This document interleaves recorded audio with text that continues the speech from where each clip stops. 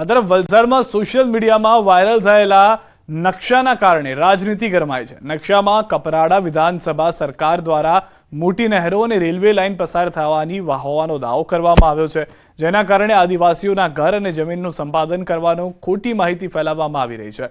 નકશા પ્રમાણે માત્ર સામાન્ય જનતા જ નહીં, ધારાસભ્ય જીતુ ચૌધરીનું ઘર અને જમીન પણ જઈ રહી હોવાનો દાવો કરવામાં આવ્યો હતો। વાયરલ નકશાને લઈ ભાજપ કોંગ્રેસ એકબીજા પર આરોપ લગાવી રહ્યા છે, તો જિલ્લા કલેક્ટરે પણ નકશામાં કરેલા દાવાને ખોટા ગણાવ્યા છે।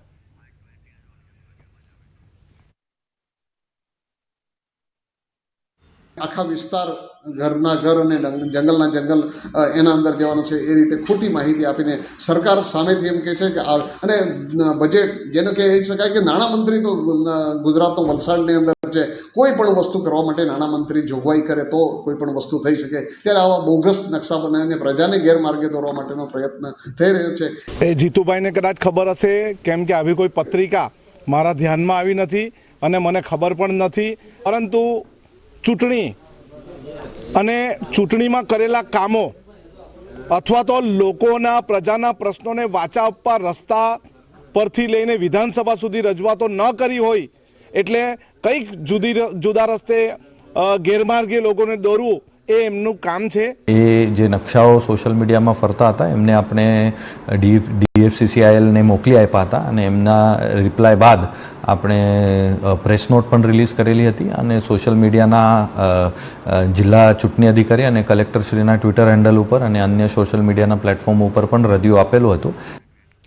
તો ચૂંટણી પહેલા કોંગ્રેસને મોટો ઝટકો લાગ્યો। સુરતના કોંગ્રેસના ઉમેદવારનું ફોર્મ રદ થયું। ચૂંટણી અધિકારીએ ફોર્મ અમાન્ય રાખ્યું। ટેકેદારો હાજર ન થતા ફોર્મ રદ કરવામાં આવ્યું હતું। સુરતના ઉમેદવાર નિલેશ કુંભાણીનું ફોર્મ રદ થઈ ગયું। ફોર્મ અમાન્ય થતા કોંગ્રેસ ખખડાવશે હવે હાઈકોર્ટના દ્વાર। ડમી ઉમેદવાર સુરેશ પડશાળનું ફોર્મ પણ અમાન્ય। શક્તિસિંહ ગોહિલનો ભાજપ પર આરોપ। ભાજપના ઇશારે આખો ખેલ થઈ ગયો। સુરતમાં ભાજપને હારી જવાનો ડર હતો। સુરતમાં ફોર્મ ભર્યું ત્યારથી ભાજપને ફાળ પડી હતી। સત્તાની ગુલામીમાં જે હુકમ કરે છે એ હાઈકોર્ટમાં મનાઈ હુકમ અમે આવતીકાલે વિડ્રોલ સાંજ સુધીમાં નહીં લઈ શકીએ। એ કારણથી આ ઇલેક્શન કમિશનર માનનીય આ ઓર્ડરને લેખિત સ્વરૂપે ડિક્લેર કરવામાં વિલંબ કરી રહ્યા છે।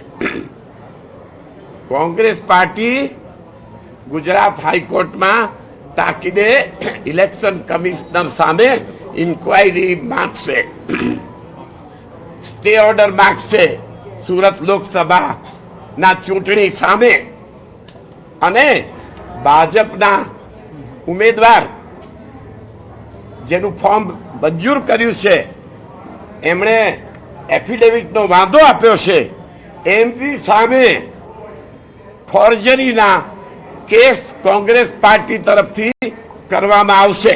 આજના ચકાસણીના સમય દરમિયાન અમે જે વાંધા અરજી આપી હતી ફોર્મ નંબર 7 અને 9 નિલેશભાઈ કુંભાણીની અને ડમી તરીકે સુરેશભાઈ પડસાળા ફોર્મ નંબર 14, આજે બંને પક્ષની દલીલ થતા જે નિર્ણય આવ્યો છે 7, 8, 9 એ ફોર્મ અમાન્ય થયા છે અને 14 નંબરનું ફોર્મ પણ અમાન્ય છે, એટલે બંને ફોર્મ રદ થયા છે, એટલે આપણે માહિતી આપી।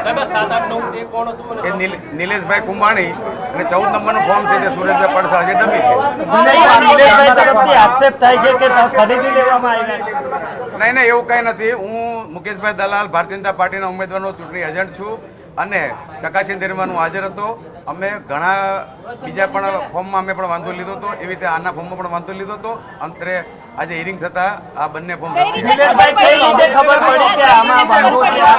આ બાબતે મેં આપને સ્પષ્ટતા કરી છે। આજે ચૂંટણી કમિશનર તરીકે અહીંયા જે અધિકારી હતા કલેક્ટર સાહેબ એને બંને ફોર્મ અમાન્ય ગણ્યા છે। સુરતના ઉમેદવાર અમારા નિલેશભાઈ કુંભાણી યુવાન જીતી જશે આ ડર લાગ્યો, એટલે એમને ખરીદવાનું, એમને ડરાવવાનું કામ શરૂ થયું। એમણે સુરતમાં આજે જ ઇન્ટરવ્યુ આપ્યો કે પહેલું પ્રેશર એમના ઉપર હતું, માંગો તે રકમ, અને સામાજિક રીતે પણ જ્યાંથી દબાણ લવાય ત્યાં સુધી લાવ્યા।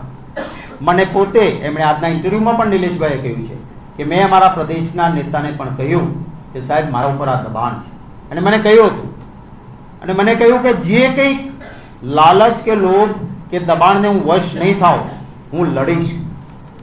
જ્યારે એમ લાગ્યું કે આ ઉમેદવાર લડશે એટલે પછી એમના ટેકેદારોને શામ દામ દંડ ભેદ એનાથી નીચે ઉતરીને કે જેને લોકશાહીમાં ગ્રાહ્ય ન રાખી શકાય એ પ્રકારના હથકંડાઓ શરૂ કર્યા. જો એને સામે જે માણસો હાજર થયા છે એની વાત માનવી હોય તો અમને એને ક્રોસ એક્ઝામિનેશન કરવાની તક આપવી પડે. અને જે આ 4 વ્યક્તિઓ અપહૃત છે, પોલીસમાં ફરિયાદ આપી છે, એમણે પોતે પણ કાલે પોલીસ કમિશનરને જાણ કરવાનો પ્રયત્ન કર્યો હતો. તેમ છતાં આ લોકોનું અપહરણ થયું છે, નથી થયું, અમારી વાત સાચી છે ખોટી છે, કમ્પ્લેન આપી છે વાત સાચી છે ખોટી છે, એની કોઈ પણ ચર્ચા કર્યા વગર સાવ ખોટો તદ્દન વાહિયત ઓર્ડર કરવામાં આવ્યો છે. સાહેબ, હવે આગળ કઈ રીતે હવે પ્રોસેસ રહેશે આપણા તરફથી? આગળ તરફથી અમારી જો પ્રોસેસ છે, અમારી સિસ્ટમ પ્રમાણે આ ઓર્ડર અત્યારે અમે દિલ્હી મોકલી આપ્યો છે. અમારી દિલ્હીની જે લીગલ ટીમ છે એ લોકો નક્કી કરશે કે હાઈકોર્ટ આવવું કે સુપ્રીમ કોર્ટ જવું. સાહેબ, શું વાંધો કાઢ્યો છે ફોર્મ રદ કરવા માટે? ચાહે વાંધો એકમાત્ર કે આ 4 જે ઠેકેદારો છે એ ઇલેક્શન ઓફિસર સામે હાજર થયા છે અને સોગંદ ઉપર જાહેર કર્યું છે કે આ સહી અમારી નથી, એટલે એ વાંધો માન્ય રાખી અને અમારા ફોન રદ કર્યા છે. ગઈકાલે ઠેકેદારને લઈને આવેલા અને કોણ લઈને આવેલું, કેમ આવેલું, બધા ભેગા થઈને કેમ આવેલા, એક જ જગ્યાએ ટાઈપ થાય, એક જ જગ્યાએથી સ્ટેમ્પ પેપર વેચાતા લેવાય, એક જ નોટરીને ત્યાં 4 ભેગા થાય અને ભેગા મળીને કલેક્ટર સાહેબને પાસે આવીને કહી જાય કે અમે સહી નથી કરી. અમે સાહેબને કહ્યું કે વાંધા અરજી જે છે એમનું એફિડેવિટ છે એમાં સહી કરી છે તે, અને અમે અમારી ઉમેદવારી પત્રકમાં જે સહી છે બે ટેલી કરી લો. તમે એવિડન્સ એક્ટની સેક્શન 73 કહે છે કે જજ સાહેબ પોતે હેન્ડરાઇટિંગ એક્સપર્ટની જેમ વેરીફાઈ કરી શકે છે. કેમ ન કર્યું? ઇલેક્શન કમિશન ઓફ ઇન્ડિયાની હેન્ડબુક છે, એની અંદર સ્પષ્ટ લખ્યું છે કે પ્રિઝમ્પશન જે થાય તે કેન્ડિડેટની ફેવરમાં થવું જોઈએ. અહીંયા પ્રિઝમ્પશન જે છે એ રિબર્ટ કરી દેવામાં આવે. શું મતલબ છે? અમરેલીથી પણ કોંગ્રેસને રાહતના સમાચાર મળ્યા. અમરેલી લોકસભા બેઠકના કોંગ્રેસના ઉમેદવાર જેનીબેન ઠુમ્મરનું ઉમેદવારી પત્ર માન્ય રખાયું છે.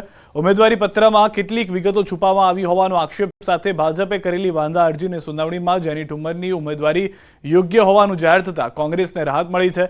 ભાજપે આરોપ લગાવ્યો હતો કે જેની ઠુમ્મર દ્વારા રજૂ કરવામાં આવેલા સોગંદનામામાં કેટલીક મિલકતોની વિગતો તેમજ તેમના પતિ દ્વારા લેવામાં આવેલી લોનની વિગતો છુપાવવામાં આવી છે. આ મુદ્દે ગઈકાલે ગૂંચવાયેલો મામલો આજે રવિવારે થાળે પડ્યો હતો.